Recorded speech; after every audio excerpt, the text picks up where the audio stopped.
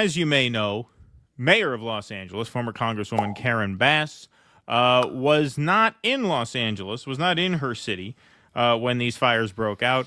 She was in Ghana to celebrate the inauguration of their new president. And upon arriving home, she was approached by a Sky News reporter and asked how she feels about the fact that she was away and asked for any comments. And, well, here was her answer, or lack thereof.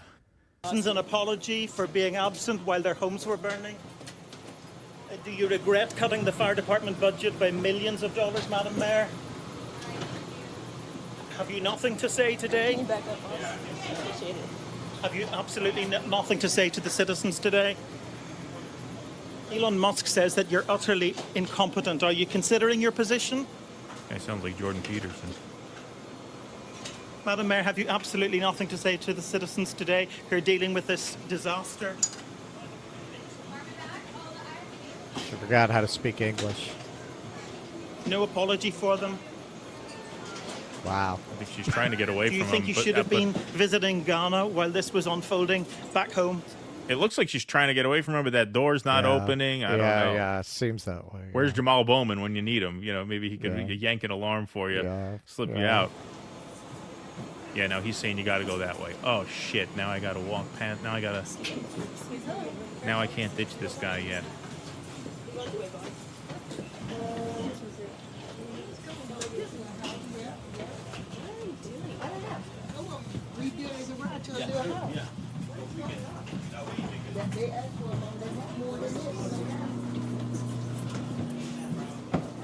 Madam Mayor, let me ask you just again, have you anything to say to the citizens today as you return?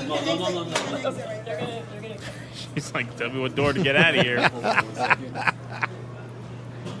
Madam Mayor, just a few words for the citizens today as you return to deal with the catastrophe. Can you take this down? And there she goes. So no such luck getting an answer from her. Mayor's absence is considered a sign LA underestimated fire risks. Yeah, you don't say. The New York Times reports when a series of dangerous wind-driven fires broke out on Tuesday in the Los Angeles area, Mayor Karen Bass was on the other side of the globe, part of a delegation sent by President Biden to Ghana for the inauguration of its new president. Why didn't he go? What the fuck else is he doing? He should have gone. Why do you have to send her? He should have sent Doug Emhoff to Ghana. That would have been fun. Just keep fucking with Kamala and Doug Emhoff. Just send one of them. All right, gotta do me a favor. Gotta go over to Ghana. There's a new president over there. Ms. Bass, a former... I love what they do with the fufu over there. Yeah, bring me back some. Ms. Bass, a former Democratic congresswoman who became mayor in late 2022, did not return to Los Angeles until Wednesday afternoon, by which point more than 1,000 homes had been burned and 100,000 people across the region had been forced to flee from their homes. The mayor's absence has drawn criticism from some Angelenos. Many said there was insufficient warning from officials about the likelihood of devastating fires, even as weather forecasts predicted extreme danger this week. By Thursday last week, the National Weather Service in Los Angeles had begun warning of extreme fire weather conditions. By Sunday, the warnings had become even more dire: rapid fire growth and extreme behavior with any fire start. So here is National Weather Service Los Angeles tweeting out January 2nd. So this was many days before, and they knew when this was going to happen, apparently. January 7th through 9th. There is the potential for moderate to strong Santa Ana winds and extreme fire weather conditions next Tuesday through Thursday. So they actually saw this coming days in advance, almost an entire week in advance. And if you look underneath the graphic there, it says impacts extreme fire growth behavior possible if a fire starts and power outages. Use extra caution with potential fire sources. So despite those warnings, combined with the fact that, yes, you've had a drought for the better part of a year, she took off to Ghana and left the city. But Mayor Bass posted her first warning on X about the windstorm on Monday when she was already in Ghana. Okay, so the second was a week ago today. That was when the National Weather Service posted that there was risk of fire. So that was Thursday. So The first warning that she put out about this was on Monday. So that was 5 days later, when she was already in Ghana. Her office did not send out a news release about fire risk until nearly 11 a.m. on Tuesday morning, after the blaze in Pacific Palisades had already broken out. So you had your first warning of this on the 2nd. You don't warn people about this from your account until that following Monday, which is 5 days later. And then you don't send out a release about fire risk until after a fire has already started. Wow. Cut to, there is hardly any Palisades left. The entire neighborhood's leveled. That is, like I said, just absolutely devastating to the prospects of Karen Bass, of Newsom, everybody. There was zero preparation. There was zero thought here, said Michael Gonzalez, 47, whose home burned down in Pacific Palisades, a wealthy neighborhood that overlooks the Pacific Ocean. His family of 5 was camped out in a hotel in Santa Monica on Wednesday as they began figuring out where they will live. Mr. Gonzalez, a lawyer, sorry, do you have anything to add? No. Okay. Mr. Gonzalez, a lawyer, said he believed Mayor Bass made a poor decision to remain overseas despite forecasters' warning of the most dangerous fire conditions in more than a decade. Quote, "It was an utter breakdown in leadership, and it starts with the mayor's office," he said in an interview. In her first news conference since returning to Los Angeles, Mayor Bass on Wednesday defended her administration when asked about criticisms of the city's response to the fire. She said the disaster was the result of months of little rain and winds that had not been seen in the city for at least 14 years. So here's a little piece of the press conference. This is just not helping, shall we say. Emergency information, resources, and shelter is available. All of this can be found at URL. Yes. There's a real winner the Dems propped up for this race. Yeah, did not really. Because I remember there was all that drama around this with the Young Turks backed the Caruso, right? Yeah, they backed Caruso, and then there was Karen Bass, and then wasn't there one other candidate? Well, that race? was another thing. There was another candidate that I think the left liked better, but Bass was the establishment choice. Right. Yeah, I forget who that third candidate was. I forget who that was, yeah. But here she is. People in the chat will know. Yeah, they'll know. Here she is making things worse for herself. Now, if you need help, emergency information, resources, and shelter is available. All of this can be found at URL. Los Angeles, together is how we will get through this. Through the heroism of our firefighters, the vigilance of Angelenos, and the spirit of our city. All of this can be found at URL. I'm starting to feel. Sometimes I talk about our origin story was, I had never heard of the Vanguard, and Keaton sent over that Aaron Mate interview, and I said, "Hang on a second, these guys have a channel. We're going about this all wrong." It's kind of how I feel watching this. I'm like, hang on, she could be the mayor of Los Angeles? Yeah, right. Yeah. Exactly. I mean, why can't we be the mayor of Los Angeles then? One more time. All of this can be found at URL. Los Angeles, together is how we will get through Somebody this. replied to my tweet. They said she should have said, all this could be found at URL. Pause. And then go on. Yeah, with the rest of it. Yeah, I mean, that is quite something. She was then asked about Rick Caruso's criticisms, which we played yesterday on the Jimmy Dore Show. We won't play the same video again here. But, of course, he took issue with the lack of preparation, with the fact that she was overseas, with the lack of water in the hydrants. So people relayed those criticisms to her here, and let's see how she responds. The concerns about water pressure. There have also been criticisms from Rick Caruso, who said that there was insufficient brush clearance by the city and county, from others who pointed out that the fire department had seen a reduction in its budget last spring, and that you were overseas when you should have been here. And I'm wondering, do any of these claims hit the mark? And if not, what is the real story? Well, let me just say that we are actively fighting this fire. And this is a time for vigilance and action, not speculation. This is a time for Angelenos to come together, united, to protect themselves and their families, and also each other. So what we are seeing is the result of 8 months of negligible rain and winds that have not been seen in LA in at least 14 years. It's a deadly combination, and I've been in constant contact with our fire commanders on the ground and our partners at every level of government.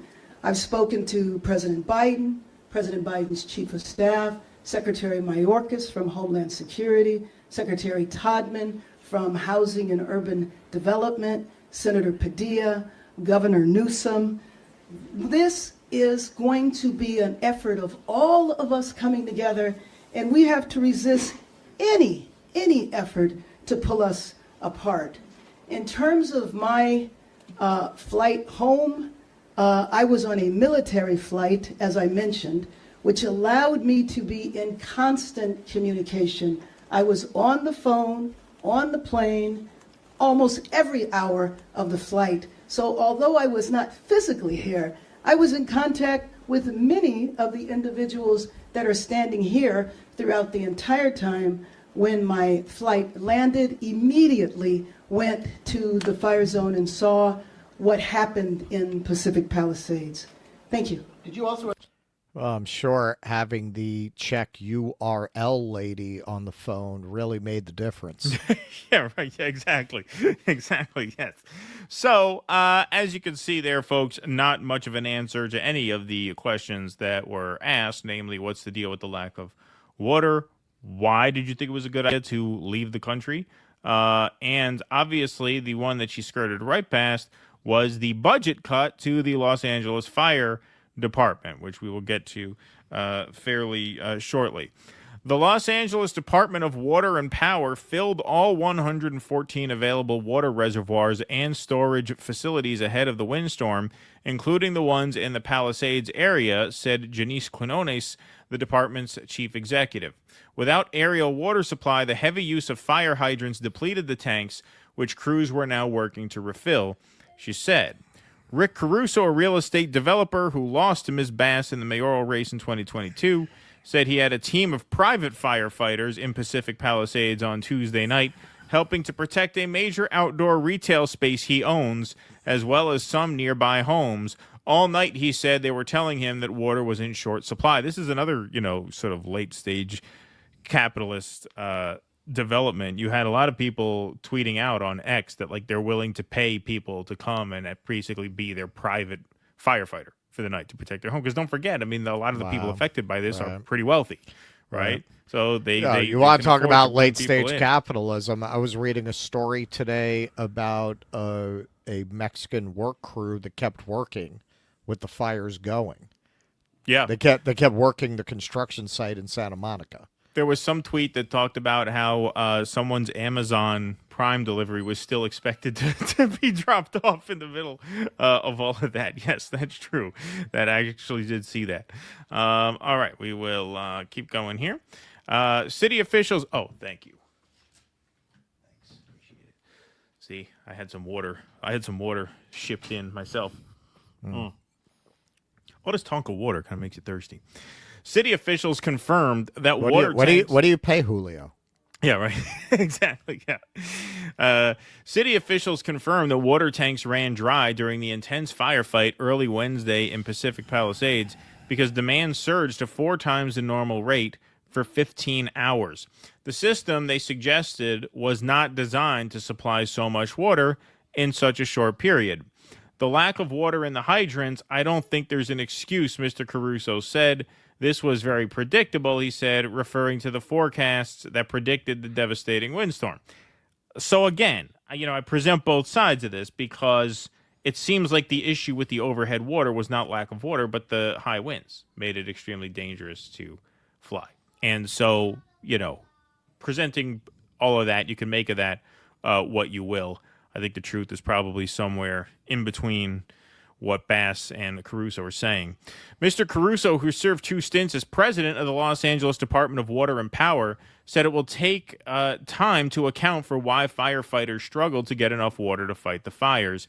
This is a massive failure of epic proportions, he said. To know the storm was coming and then to leave and not rush back. Leadership matters, and the first thing is to be present. Also, I would argue, maybe bring in fire departments from surrounding cities. If you had advance warning that these winds were going to be a danger, as they did, they had almost a week advance warning. Why not get the San Diego Fire Department up there? Like, why not call in reinforcements from surrounding areas? To me, the most damning element of this is the lack of preparation. And then insult to injury is the fact that not only did they not prepare, but she left the country. She flew to the other side of the world. I want to talk a little bit about these budget cuts here. LA Fire Chief warned last month that budget cuts would affect response to large-scale emergencies. The LA Fire Chief warned in the weeks before the devastating Palisades fire that the decision to cut the department's budget by nearly $18 million would diminish its ability to prepare for and respond to large-scale emergencies. The budget reduction approved last year by Mayor Karen Bass was mostly absorbed by leaving many administrative jobs at the fire department unfilled, but that left about $7 million that had to be cut from its overtime budget, which was earmarked for training, fire prevention, and other key functions. The reduction has severely limited the department's capacity to prepare for, train for, and respond to large-scale emergencies, including wildfires, Chief Kristen Crowley wrote in a memo December 4th, 2024. Just a little over a month ago. The variable overtime hours, called V hours within the LAFD, were used to pay for FAA-mandated pilot training and helicopter coordination staffing for wildfire suppression, the memo said. Mayor Bass said Wednesday evening the budget cuts did not have an impact on the fire department's response to the Palisades and other wildfires. So, again, this is another example of, okay, as the mayor of a city, you are extremely limited in terms of what you can do to control the macro factors that would bring these kinds of fires to your city. In this case, you could argue she was not she was not empowered to do that at all when you combine the droughts with the high winds. But if you understand that these are increased risks, and we certainly understand that, I mean, there have been horrible fires in LA every year dating back, the past few years now. You can't cut the fire department budget. You have to increase the fire department budget. Like, you have to prepare the city for these challenges that are coming. If you know these are going to be existential problems for the city, you have to adjust properly. And there does not seem to have been any real foresight on their part. Neither Karen Bass nor Newsom. Yeah, it's pretty amazing that in a place known for its wildfires, particularly in recent times, you would cut the fire department budget By $18 million. That's pretty insane. Yeah. Yeah. Exactly. What could possibly go wrong? Right. Exactly. So, I wouldn't say I'm sympathetic to the argument, but I understand that, hey, the fact that you couldn't get the planes off the ground is more a function of the winds making it very dangerous to fly them than the lack of water. But, you're talking about Los Angeles here. You're not talking about a small town in, middle America with a small budget. You're talking about the second biggest city in the United States, in a state that itself is the 5th largest economy, bless you, in the world. You have to prepare for these events much more. This is existential. As the executive, the safety of your people is your number one responsibility. If you know that fires have been intensifying, you owe it to the people to prepare as best you can. Now, at a certain point, you have to say year-long droughts plus 14-year record high winds equals terrible fires. It's not reasonable to say this could have been prevented outright, which is essentially what Trump said. This is all his fault. I mean, that's hyperbole, obviously. But at the core of that is a truth that, especially for the Democratic Party, which is the, party that believes in the science and the climate change, and they're the adults in the room, and they're the competent managers, and the Republicans are the saboteurs. Like, this is a stress test for everything you stand for, and you failed it pretty miserably. Please clap.